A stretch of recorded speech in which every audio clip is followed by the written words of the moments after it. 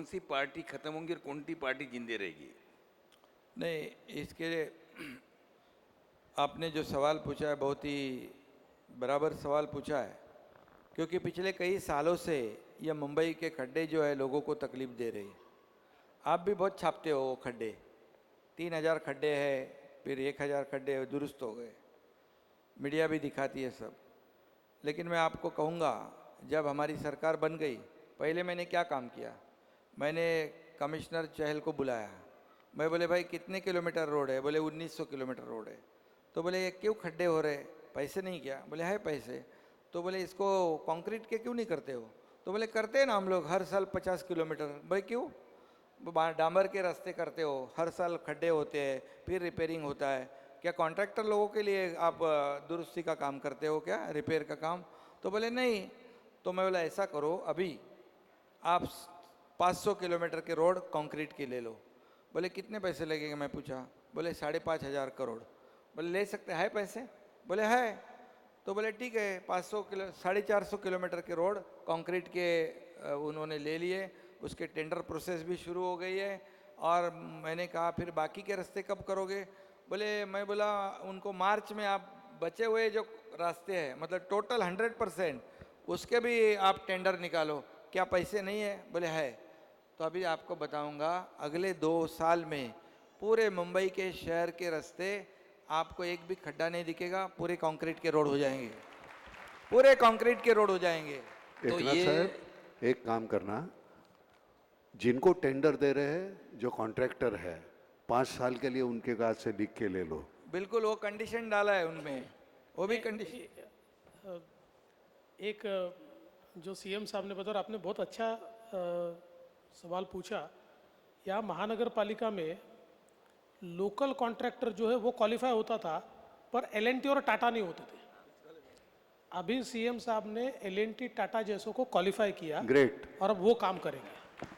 बड़ी कंपनी काम करेगी, क्वालिटी काम करेगी और समय पे काम करेगी। शिंदे साहब, दो सवाल है, एक सवाल आपके लिए और एक देवेंद्र जी के लिए। ये जो धनुष्य बाण जो है,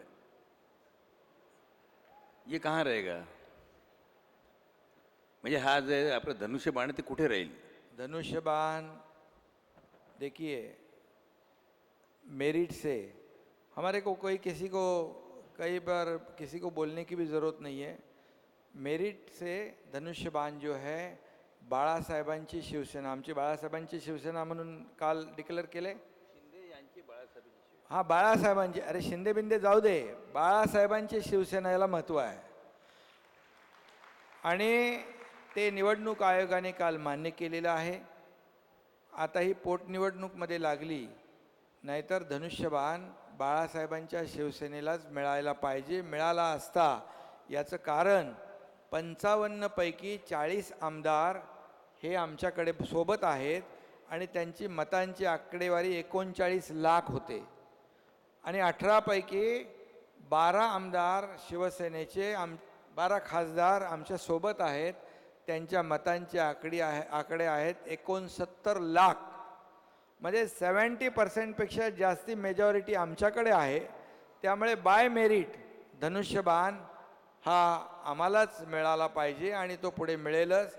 मी जे बघतोय कालपासून, अन्याय झाला, कोण गळे काढतोय, परंतु निवडणूक आयोगाने जे गोठवलं चिन्ह त्यालाही जबाबदार विरोधी पक्षातले लोक आहेत. कारण त्यांना वारंवार संधी दिली की तुम्ही तुमचे कागदपत्र द्या, कागदपत्र द्या, कागदपत्र द्या. पण 4 वेळा वेळ वाढवून मागितली. म्हणजे तुमच्याकडे कागदपत्र डॉक्युमेंट नाहीत म्हणून तुम्ही वेळ मागितलं. आता मला काल समजलं की जे डॉक्युमेंट, जे ॲफिडेविट आहेत नाना, 5,000 बोगस ॲफिडेविट पण मिळालेले आहेत, पोलिसांनी पकडलेत ते. आणि म्हणून मेरिटवर आम्ही कुणावरही, आम्हाला कुणाचं काही नुकसान नाही करायचं, पण बाय मेरिट जे इतर अगोदर 3-4 वेळा देखील अशा प्रकारे चिन्ह फ्रीज केलेले आहेत, बरोबर ना. आणि ही पोटनिवडणूकमध्ये लागल्यामुळे ती प्रोसेस त्यांना करता आली नाही, परंतु नक्की करतील. आणि ते धनुष्यबाण जे चिन्ह आहे, कारण शेवटी लोकशाहीमध्ये मेजॉरिटीला महत्त्व आहे. मेजॉरिटी ज्याच्याकडे आहे त्याच्याबरोबरच ते सगळ्या निर्णय होत असतात. म्हणजे फायनली या पोटनिवडणुकीनंतर शिवसेना आणि धनुष्यबाण आपल्याकडे राहील का? आमची बाळासाहेबांची शिवसेना तर आलेलीच आहे हो. आणि आम्ही बाळासाहेबांची शिवसेना, बाळासाहेबांचे विचार, भूमिका म्हणून आम्ही चाललो आहे. आता समोर कुठली कंपनी आली आहे माहीत नाही मला, पण धनुष्यबाण हा नियमानुसार आम्हाला मिळेल, कारण लोकशाहीमध्ये बहुमताला महत्त्व आहे. लोकशाहीमध्ये घटना आहे, नियम आहे, कायदा आहे. कायद्याच्या बाहेर आम्हाला काहीच नको आहे आणि आम्ही कायद्याच्या विरुद्ध कुठलंही काम केलं नाही. म्हणून तर कोर्टाने देखील जे काही निर्णय दिलेला आहे तो कायद्याप्रमाणे दिला आहे, मेजॉरिटीप्रमाणे दिला आहे. आम्ही त्याचा आदर केलेला आहे. माननीय देवेंद्र जी, सवाल ऐसा है, ये सवाल मेरे मन में रणवीर सिंह को देख के आया कि आपने जब मुख्यमंत्री थे तब कहा था कि दिन ब दिन हमारे हॉलीवुड जो है से बॉलीवुड सशक्त होते जा रहा है, टेक्नोलॉजी या सब दृष्टि से। मगर रोज़ ऐसी खबरें आती कि मुंबई का वर्चस्व कम होते हुए कई अलग अलग राज्यों के अंदर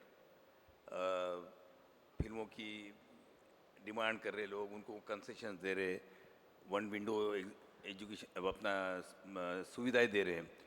तो अभी भी आपको ऐसा लगता है कि मुंबई में हॉलीवुड से ज़बरदस्त बॉलीवुड बन जाएगा हमारा? देखिए, यूनिवर्सिटी तो कई बनी, पर ऑक्सफोर्ड और कैम्ब्रिज वही है, उसको कोई ख़त्म नहीं कर पाया। तो मुंबई एक नेचुरल इकोसिस्टम है, मुंबई में एक नेचुरल टैलेंट है। कुछ समय के लिए आप एक ऐसा वातावरण पैदा कर सकते हो कि भाई कभी साउथ में हो सकता है, कभी नॉर्थ में हो सकता है, लेकिन मुंबई का कोई मुकाबला नहीं है। हाँ, ये ज़रूर है कि हम लोग कॉम्प्लेसेंट नहीं हो सकते। और जैसे हम लोगों ने आने के बाद तुरंत, क्योंकि जिस समय मैं मुख्यमंत्री था तो मैंने एक सिंगल विंडो तैयार की थी, और जिसमें किसी भी प्रकार की शूटिंग के लिए कहीं पर भी परमिशन के लिए जाना नहीं पड़ेगा। और कई जीआर भी निकाले थे। दुर्दैव से वो जब हमने गो लाइव की और सरकार बदली और हमारी सिंगल विंडो बंद हो गई, उसको ताला लग गया। तो अभी तुरंत एकनाथ जी ने और मैंने इस बारे में एक मीटिंग भी ली और वापस उसको शुरू करें, क्योंकि जैसे यूनिवर्सिटी, जैसे एक फिल्म सिटी की फिल्म इंडस्ट्री की एक इकोसिस्टम हमारे यहाँ, वैसे ही हमको ईज़ ऑफ डूइंग बिजनेस भी उसमें लाना पड़ेगा। अगर शूटिंग के लिए पुलिस स्टेशन के चक्कर मारने पड़े, अगर शूटिंग में कोई गुंडे आकर तकलीफ़ दे, तो इसका फ़ायदा नहीं होगा। तो उस दृष्टि से भी हम लोग अभी काम कर रहे हैं। और दूसरा, हम लोग ये चाहते हैं कि अभी तो फिल्में जो होती है उसमें टेक्नोलॉजी का बहुत ज़्यादा उपयोग होता है, और वैसे भी महाराष्ट्र तो टेक्नोलॉजी का हब है। हमारी जो फिल्म सिटी है इसमें हम पूरी जो दुनिया की लेटेस्ट टेक्नोलॉजी है वो टेक्नोलॉजी हमारे स्टूडियोज़ में हम लाए, वहाँ पर हम नए सारी टेक्नोलॉजीज़ को वहाँ पर उपलब्ध कराए, ये भी हमारा प्लान है। तो मुझे ऐसा लगता है कि कभी कभी परिस्थितियाँ ऐसी आती है। और वैसे भी देखिए क्या होता है ना कि अगर दूसरे राज्य भी अगर मार्केटिंग करते हैं तो इससे कोई हमारी साख कम नहीं होती है। ये तो कि एक प्रकार से मार्केट एक्सपांड हो रहा है, वो लोग भी करें। मतलब उसके वजह से प्रॉब्लम ये हुआ कि यहाँ का जो डायमंड बुर्ज है वो गुजरात चले गया जी, डायमंड बुर्ज जो है यहाँ पर वो गुजरात चले गया। उसके बाद में अभी इंडस्ट्री जो है यहाँ की काफ़ी, जो महाराष्ट्र किया आने वाली थी यहाँ किया नहीं आई और कहीं चलेगी मोटर की। उसके बाद में अभी हाल ही के अंदर जिसको लेके काफ़ी अखबारों में आ रहा है, तो अगर एक के बाद अगर सारी इंडस्ट्री चली जाती रहेगी तो उससे कैसा होगा? आप दोनों मिलके क्या सोच रहे हो उसको रोकने के लिए? पहली बात तो वापस आपको कहना चाहता हूँ कि विथ ऑल ड्यू रिस्पेक्ट, ज़रूर सूरत में डायमंड बुर्ज तैयार हुआ, पर आप मुंबई के किसी भी डायमंड के व्यापारी को पूछिए, डायमंड इंडस्ट्री वाले यहाँ बैठे हुए हैं, वो कहते हैं हमारी अगली पीढ़ी वहाँ जाने को तैयार नहीं, सबको मुंबई में ही रहना है और मुंबई में ही हमको व्यापार करना है। तो ये देखिए क्या होता है कि वो रहेंगे यहाँ पर। नहीं, व्यापार भी यही है, कहीं नहीं जाएगा।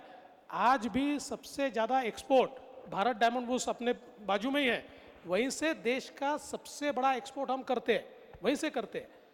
और मैं कहता हूँ देखिए, ये इंडस्ट्री इधर चली गई उधर चली गई, मैं आपको आंकड़ों के साथ बताता हूँ। 2014 से लेकर 2019 तक महाराष्ट्र एफडीआई में नंबर 1 रहा, इन्वेस्टमेंट में नंबर 1 रहा। नंबर 1 यानी कितना?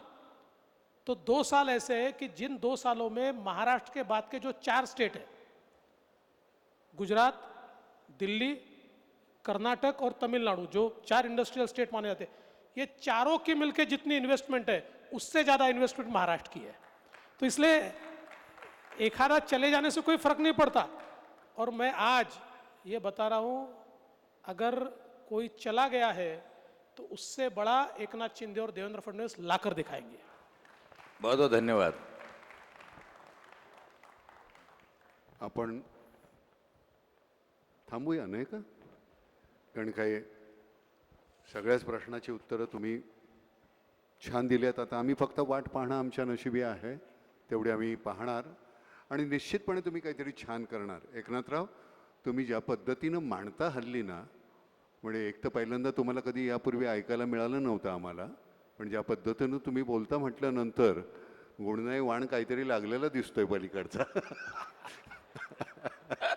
नाही, काम करत राहू आपण भांडण्यापेक्षा.